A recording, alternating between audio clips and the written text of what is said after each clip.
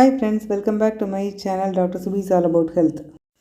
இந்த மழைக்காலத்தில் நிறைய நோய்கள் வரும். இந்த வருஷம் இந்த மழைக்காலத்தில் நிறைய குழந்தைகள் இருமலால் அவதிப்படுறாங்க. குழந்தைகளுக்கு உடல்நிலை சரியில்லாதப்போ பசி கம்மியாக இருக்கும். ஆனால் அவங்க அதுக்கு சரியான உணவு சாப்பிட்டா தான் அவங்களோட எதிர்ப்பு சக்தி நல்லா இருக்கும். இந்த மழைக்காலத்தில் இருமல் சளினால் பாதிக்கப்பட்ட குழந்தைகளுக்கு எந்த உணவுகளை நம்ம கொடுக்கலாம், எந்த உணவுகளை நம்ம கொடுக்கக்கூடாது அப்படிங்கிறத பார்க்கலாம் வாங்க. முதல்ல எந்த உணவுகளை கொடுக்கலான்னு பார்க்கலாம். First barley water.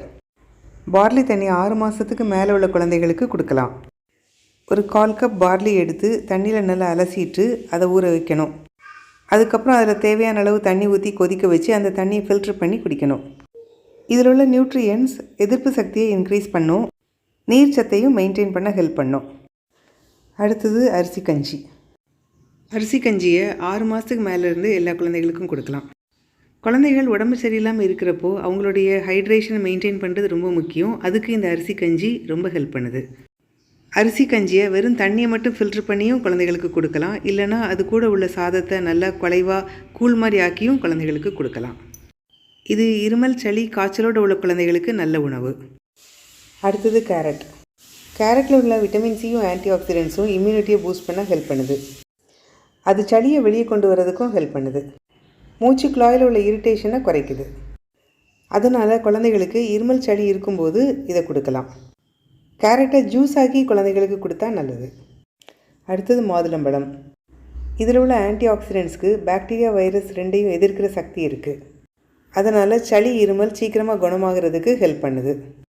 இதை ஃப்ரெஷ்ஷாக மாதுளம்பழம் ஜூஸாக ப்ரிப்பேர் பண்ணி குழந்தைகளுக்கு கொடுக்கலாம்.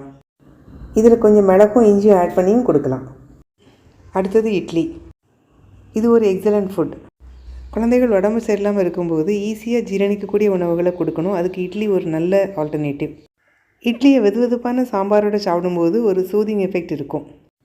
இந்த சூதிங் எஃபெக்ட் சளி இருமல் டைமில் கொஞ்சம் கம்ஃபர்டபுளாக இருக்கும். அடுத்தது என்ன உணவுகள் கொடுக்கக்கூடாதுங்கிறத பார்க்கலாம்.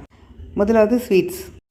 சுகர் எதிர்ப்பு சக்தியை குறைக்கும், இன்ஃப்ளமேஷனை கூட்டும். அதனால் இருமலும் சளியும் இன்னும் அதிகமாகும். அதனால் சாக்லேட், ஸ்வீட்ஸ் இந்த மாதிரி இனிப்பு வகைகள் குழந்தைகளுக்கு இருமல் சளி இருக்கும்போது கட்டாயமாக கொடுக்கக்கூடாது. அடுத்தது ட்ரை ஃப்ரூட்ஸ் அண்ட் நட்ஸ். உலர்ந்த பழங்கள் மற்றும் கொட்டைகள்.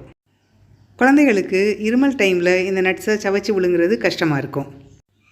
இந்த நட்ஸை சாப்பிட்டுட்டு இருக்கும்போது இருமல் வந்ததுன்னா அதோடைய பீசஸ் தொண்டையில் போய் சிக்கும்போது இன்னும் இரிட்டேஷன் அதிகமாகிடும், காஃப் அதிகமாகும்.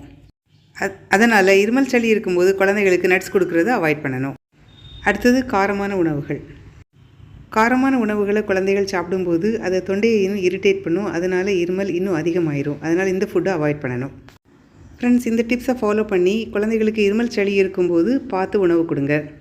அடுத்த வீடியோவில் இன்னும் இன்ட்ரெஸ்டிங்கான விஷயத்தோடு உங்களை மீட் பண்ணுறேன். Until then, take care. See you. Bye bye.